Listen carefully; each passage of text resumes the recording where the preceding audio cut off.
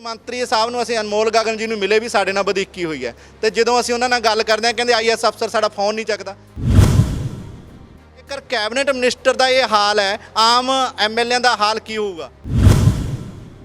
ਅਸੀਂ ਤੀਆਂ ਦਾ ਤਿਉਹਾਰ ਮਨਾਇਆ, ਪੰਜਾਬੀ ਸੱਭਿਆਚਾਰ ਨੂੰ ਪ੍ਰਫੁੱਲਿਤ ਕਰਨ ਵਾਸਤੇ ਪ੍ਰਸ਼ਨ ਮੁਕਾਬਲੇ, ਕਵਿਤਾ ਉਚਾਰਨ ਮੁਕਾਬਲੇ ਕਰਾਏ। ਜਿਹੜੀ ਪੀਐਸਆਈਸੀ ਸਟਾਫ ਐਸੋਸੀਏਸ਼ਨ ਹੈ ਉਹ ਆਈਐਸ ਦੇ ਖਿਲਾਫ ਬੋਲਦੀ ਆਈ ਹੈ, ਜਿਹੜੇ ਉਹ ਕਾਲੇ ਕੰਮ ਕਰਦੇ ਆ ਉਹਨਾਂ ਦੇ ਚਿੱਠੇ ਖੋਲ੍ਹਦੀ ਆਈ ਹੈ।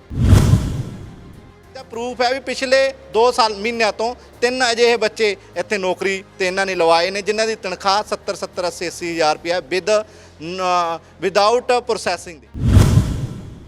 ਪੰਜਾਬ ਦੇ ਲੋਕਾਂ ਨੇ ਬਦਲਾਅ ਨੂੰ ਵੋਟਾਂ ਪਾਈਆਂ ਸੀ ਪਰ ਬਦਲਾਅ ਸਾਡੇ ਉਲਟ ਚੱਲ ਰਿਹਾ ਹੁਣ। ਗਲੋਬਲ ਪੰਜਾਬ ਟੀਵੀ ਦੇਖ ਰਹੇ ਹੋ, ਮੈਂ ਹਾਂ ਅਨੂਜਾ ਸ਼ਰਮਾ।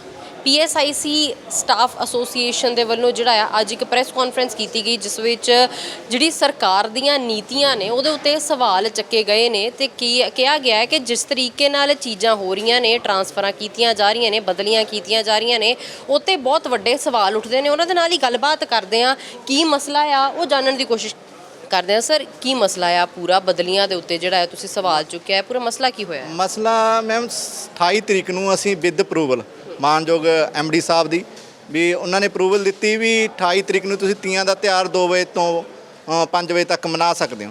ਉਸੇ ਤਹਿਤ ਹੀ ਅਸੀਂ ਤੀਆਂ ਦਾ ਤਿਉਹਾਰ ਮਨਾਇਆ, ਪੰਜਾਬੀ ਸੱਭਿਆਚਾਰ ਨੂੰ ਪ੍ਰਫੁੱਲਿਤ ਕਰਨ ਵਾਸਤੇ ਪ੍ਰਸ਼ਨ ਮੁਕਾਬਲੇ, ਕਵਿਤਾ ਉਚਾਰਨ ਮੁਕਾਬਲੇ ਕਰਾਏ ਜਿਸ ਵਿੱਚ ਸਾਰੇ ਸਮੂਹ ਉਦਯੋਗ ਭਵਨ ਦੇ ਲੇਡੀ ਸਟਾਫ ਅਤੇ ਕੁਝ ਜੈਂਟ ਸਟਾਫ ਨੇ ਹਿੱਸਾ ਲਿਆ।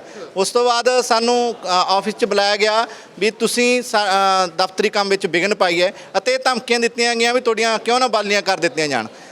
ਉਸ ਤੋਂ ਇੱਕ ਦਿਨ ਬਾਅਦ ਹੀ 1 ਤਰੀਕ ਤੋਂ ਇੱਕ ਸਪਸ਼ਟੀਕਰਨ ਮੰਗਿਆ ਗਿਆ ਲਿਖਤੀ ਤੌਰ ਤੇ ਉੱਪਰ ਵੀ ਪੀਐਸਆਈਸੀ ਸਟਾਫ ਐਸੋਸੀਏਸ਼ਨ ਨੇ ਇਹ ਦਫ਼ਤਰੀ ਸਮੇਂ ਦੌਰਾਨ ਪ੍ਰੋਗਰਾਮ ਕਰਕੇ ਦਫ਼ਤਰ ਦਾ ਕੰਮਾਂ ਵਿੱਚ ਵਿਘਨ ਪਾਇਆ ਤੇ 2 ਤਰੀਕ ਨੂੰ ਉਹ ਸਾਨੂੰ ਚਿੱਠੀ ਮਿਲਦੀ ਹੈ। 2 ਤਰੀਕ ਨੂੰ ਹੀ ਨਾਲ ਇੱਕ ਐਕਸ਼ਨ ਚਿੱਠੀ ਮਿਲਦੀ ਹੈ ਜਿਹਦੇ ਵਿੱਚ 5 ਜਥੇਬੰਦੀ ਦੇ ਮੇਨ ਆਗੂ, ਜਨਰਲ ਸੈਕਟਰੀ, ਮੀਤ ਪ੍ਰਧਾਨ, ਜੁਆਇੰਟ ਸੈਕਟਰੀ ਨੂੰ ਦੂਰ ਦਰਾਡੇ ਪੰਜਾਬ ਦੇ ਵੱਖ-ਵੱਖ ਜ਼ਿਲ੍ਹਿਆਂ ਦੇ ਵਿੱਚ, ਜਿੱਥੇ ਇੱਕ ਸਾਥੀ ਨੂੰ ਅੰਮ੍ਰਿਤਸਰ, ਇੱਕ ਨੂੰ ਬਠਿੰਡੇ, ਦੂਰ ਦਰਾਡੇ ਬਾਲੀਆਂ ਕਰਕੇ ਸਾਨੂੰ ਤੋਹਫੇ ਵਜੋਂ ਇਹ ਬਾਲੀਆਂ ਦਿੱਤੀਆਂ ਗਈਆਂ। ਬਾਲਾਖੋਰੀ ਨਾਲ ਸਾਡੀਆਂ ਬਾਲੀਆਂ ਕਰਕੇ ਸਾਡੀ ਆਵਾਜ਼ ਨੂੰ ਬੰਦ ਕੀਤਾ ਗਿਆ ਤਾਂ ਕਿ ਅਸੀਂ ਜੋ ਪੰਜਾਬੀ ਸੱਭਿਆਚਾਰ ਨੂੰ ਪਿਆਰ ਕਰਨ ਵਾਲੇ ਉਸ ਨੂੰ ਪ੍ਰਫੁੱਲਤ ਕਰਨ ਵਾਸਤੇ 3 ਸਾਲਾਂ ਤੋਂ ਲਗਾਤਾਰ ਇਹ ਪ੍ਰੋਗਰਾਮ ਕਰਾ ਰਹੇ ਹਾਂ। ਇਹ ਗੱਲ ਕਹੀ ਕਿ ਬਦਲਾਖੋਰੀ ਨੀਤੀ ਹੈਗੀ ਹੈ ਇਹ, ਕਿ ਬਦਲਾ ਲੈਣ ਦੀ ਨੀਤੀ, ਕਿਸ ਚੀਜ਼ ਦਾ ਬਦਲਾ ਲੈਣ ਦੀ ਕੋਸ਼ਿਸ਼ ਕੀਤੀ ਜਾ ਰਹੀ ਹੈ?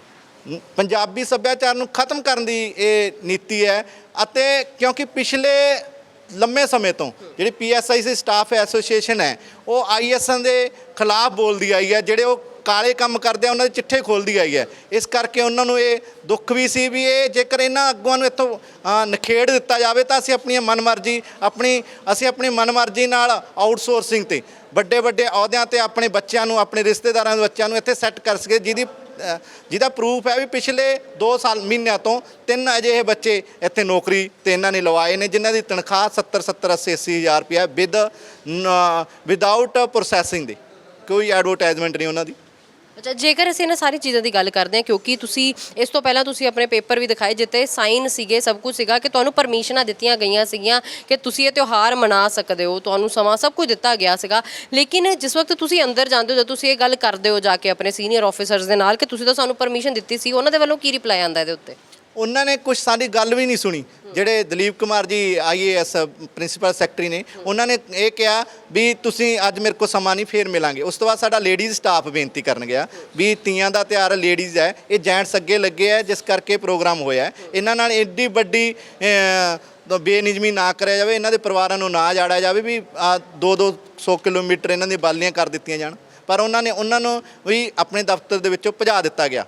ਦੱਸੋਗੇ ਥੋੜਾ ਕਿ ਕਿੰਨੀਆਂ ਜਿਹੜੀਆਂ ਬਦਲੀਆਂ ਨੇ ਉਹ ਕੀਤੀਆਂ ਗਈਆਂ ਨੇ, ਕਿੰਨੀ ਟੋਟਲ ਗਿਣਤੀ ਕਿੰਨੀ ਹੈ? ਗਿਣਤੀ 9 ਗਿਣਤੀ ਹੋਈ ਹੈ ਜਿਹਦੇ ਵਿੱਚ 4 ਬੰਦੇ ਸੁਧਾਰ ਨੇ, 5 ਔਰ ਆਗੂ ਨੇ ਜਿਨ੍ਹਾਂ 'ਚ ਮੇਨ ਜਿਹੜੇ ਜਥੇਬੰਦੀ ਦੇ ਆਗੂ ਇਹਨਾਂ ਦੇ ਖਿਲਾਫ ਬੋਲਦੇ ਨੇ ਉਹੀ ਉਹਨਾਂ ਨੇ ਸਾਰੇ ਯੂਨੀਅਨ ਨੂੰ ਖਤਮ ਕਰਨ ਵਾਸਤੇ ਦੂਰ ਦਰਾਡੇ ਭੇਜ ਦਿੱਤੇ ਗਏ। ਜੇਕਰ ਤੁਸੀਂ ਹੁਣੇ ਥੋੜ੍ਹੀ ਦੇਰ ਪਹਿਲਾਂ ਇੱਕ ਗੱਲ ਹੋਰ ਕਹੀ ਕਿ ਕਾਲੇ ਇਹਨਾਂ ਦੇ ਕਾਰਨਾਮੇ ਸੀਗੇ ਜਿਨ੍ਹਾਂ ਤੇ ਚਾਨਣ ਤੁਹਾਡੇ ਸਟਾਫ ਐਸੋਸੀਏਸ਼ਨ ਦੇ ਵੱਲੋਂ ਪਾਇਆ ਗਿਆ, ਕੀ ਕੰਮ ਅਜਿਹੇ ਸੀਗੇ ਜਿਨ੍ਹਾਂ ਦੇ ਉੱਤੇ ਤੁਸੀਂ ਸਵਾਲ ਚੱਕੇ ਤੇ ਤੁਹਾਨੂੰ ਜਿਹੜਾ ਆ ਬਦਲੇ ਦੇ ਵਿੱਚ ਆਹ ਤਬਾਦਲੀਆਂ ਜਿਹੜੀਆਂ ਨੇ ਉਹ ਮਿਲੇ?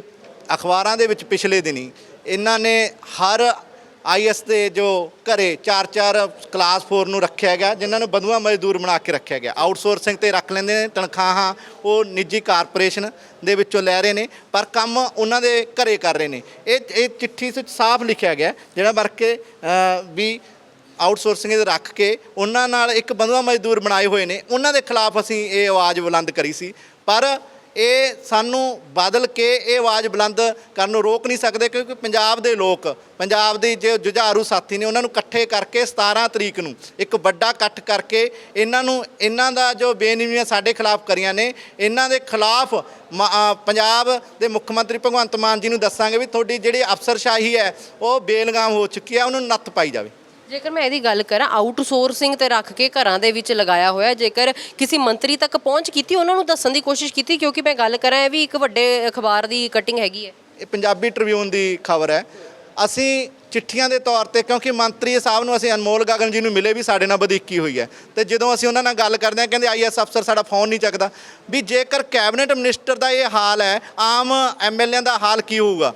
ਜਦੋਂ ਤੱਕ ਇਹਨਾਂ ਨੂੰ ਨਕੇਲ ਨਹੀਂ ਪੈ ਜਾਂਦੀ ਹੈ ਜੇ ਅਫਸਰਾਂ ਨੂੰ, ਤਾਂ ਉਹਨਾਂ ਚਿਰ ਪੰਜਾਬ ਦਾ ਭਲਾ ਹੋਣ ਵਾਲਾ ਨਹੀਂ। ਪੰਜਾਬ ਦੇ ਲੋਕਾਂ ਨੇ ਬਦਲਾਅ ਨੂੰ ਵੋਟਾਂ ਪਾਈਆਂ ਸੀ, ਪਰ ਬਦਲਾਅ ਸਾਡੇ ਉਲਟ ਚੱਲ ਰਿਹਾ ਹੁਣ। ਜੇਕਰ ਹੁਣ ਮੈਂ ਗੱਲ ਕਰਾਂ, ਹੁਣ ਤੁਸੀਂ ਸਰਕਾਰ ਤੋਂ ਕੀ ਮੰਗ ਕਰਦੇ ਹੋ? ਤੁਹਾਡੀ ਸਹਾਇਤਾ ਕਿਸ ਤਰੀਕੇ ਨਾਲ ਸਰਕਾਰ ਕਰ ਸਕਦੀ, ਕਿਉਂਕਿ ਜਿਹੜਾ ਤੁਹਾਡਾ ਡਿਪਾਰਟਮੈਂਟ ਹੈ ਉਹ ਮੁੱਖ ਮੰਤਰੀ ਸਾਹਿਬ ਦੇ ਹੇਠ ਆਉਂਦਾ ਆ। ਅਸੀਂ ਮਾਨ ਸਾਹਿਬ ਕੋ ਮੰਗ ਕਰਦੇ ਹਾਂ ਵੀ ਜਿਹੜੀ ਇਹ ਪੰਜਾਬੀ ਸੱਭਿਆਚਾਰ ਨੂੰ ਖਤਮ ਕਰਨ ਵਾਸਤੇ ਅਤੇ ਇੱਕ ਜੁਝਾਰੂ ਜਥੇਬੰਦੀ ਨੂੰ ਖਤਮ ਕਰਨ ਵਾਸਤੇ ਚਾਲ ਚੱਲੀ ਹੈ, ਪਹਿਲਾਂ ਤਾਂ ਉਹ ਆਰਡਰ ਕੈਂਸਲ ਕੀਤੇ ਜਾਣ ਅਤੇ ਇਹਨਾਂ ਅਫਸਰਾਂ ਦੇ ਖਿਲਾਫ ਕਾਰਵਾਈ ਹੋਵੇ ਅਤੇ ਇਹਨਾਂ ਦੇ ਟਰਾਂਸਫਰ ਕੀਤੇ ਜਾਣ। ਕੋਈ ਪੰਜਾਬੀ ਲੋਕ ਆਣ ਜੋ ਸਾਡੇ ਪੰਜਾਬੀ ਵਿਰਸੇ ਨੂੰ ਪਿਆਰ ਕਰਦੇ ਨੇ, ਉਹ ਅਫਸਰ ਲਗਾਏ ਜਾਣ। ਬਿਲਕੁਲ, ਬਹੁਤ ਬਹੁਤ ਸ਼ੁਕਰੀਆ ਗੱਲਬਾਤ ਕਰਨ ਦੇ ਲਈ। ਇਹ ਅਸੀਂ ਜਿਹੜੇ ਐਸੋਸੀਏਸ਼ਨ ਦੇ ਪ੍ਰਧਾਨ ਸੀਗੇ ਉਹਨਾਂ ਦੇ ਨਾਲ ਗੱਲਬਾਤ ਕੀਤੀ, ਉਹਨਾਂ ਨਾਲ ਗੱਲਬਾਤ ਕਰਕੇ ਦੇਖਿਆ ਕਿ ਜਿਸ ਤਰੀਕੇ ਨਾਲ ਜਿਹੜੀਆਂ ਚੀਜ਼ਾਂ ਹੋਈਆਂ ਨੇ, ਜਿਹੜੀਆਂ ਬਦਲੀਆਂ ਹੋਈਆਂ ਨੇ, ਉੱਤੇ ਸਵਾਲ ਜ਼ਰੂਰ ਖੜੇ ਕੀਤੇ ਨੇ, ਲੇਕਿਨ ਜਿਹੜਾ ਇਹਨਾਂ ਦਾ ਮਹਿਕਮਾ ਆ ਉਹ ਮੁੱਖ ਮੰਤਰੀ ਸਾਹਿਬ ਦੇ ਹੇਠ ਆਉਂਦਾ ਹੈ, ਤੇ ਉਹਨਾਂ ਤੋਂ ਇੱਕ ਮੰਗ ਕੀਤੀ ਹੈ ਕਿ ਜਿਹੜੇ ਇਹ ਬਦਲੀਆਂ ਕੀਤੀਆਂ ਗਈਆਂ ਨੇ ਉਹਨਾਂ ਦੇ ਉੱਤੇ ਜਿਹੜਾ ਆ ਉਹ ਦੇਖਿਆ ਜਾਵੇ, ਕਾਰਵਾਈ ਕੀਤੀ ਜਾਵੇ, ਤੇ ਬਦਲੀਆਂ ਨੂੰ ਬਣਦੀ ਜਿਹੜੀ ਹੈ ਰੋਕਥਾਮ ਹੈ ਉਹ ਲਗਾਈ ਜਾਵੇ। ਕੈਮਰਾਮੈਨ ਅਮਨ ਦੇ ਨਾਲ ਅਨੂਜਾ ਸ਼ਰਮਾ, ਗਲੋਬਲ ਪੰਜਾਬ ਟੀਵੀ, ਚੰਡੀਗੜ੍ਹ। ਹੁਣ ਤੁਸੀਂ ਦੇਖ ਸਕਦੇ ਹੋ ਗਲੋਬਲ ਪੰਜਾਬ ਟੀਵੀ ਨੂੰ ਡਾਊਨਲੋਡ ਕਰੋ ਸਾਡੀ ਐਪ ਐਂਡਰੋਇਡ ਜਾਂ iOS ਤੇ ਫ੍ਰੀ ਵਿੱਚ, roku ਅਤੇ Amazon Fire TV ਤੇ ਜਾਂ Apple TV ਤੇ। ਨਾਲ ਹੀ ਦੇਖ ਸਕਦੇ ਹੋ ਲਾਈਵ ਸਟ੍ਰੀਮਿੰਗ www.globalpunjabtv.com ਤੇ।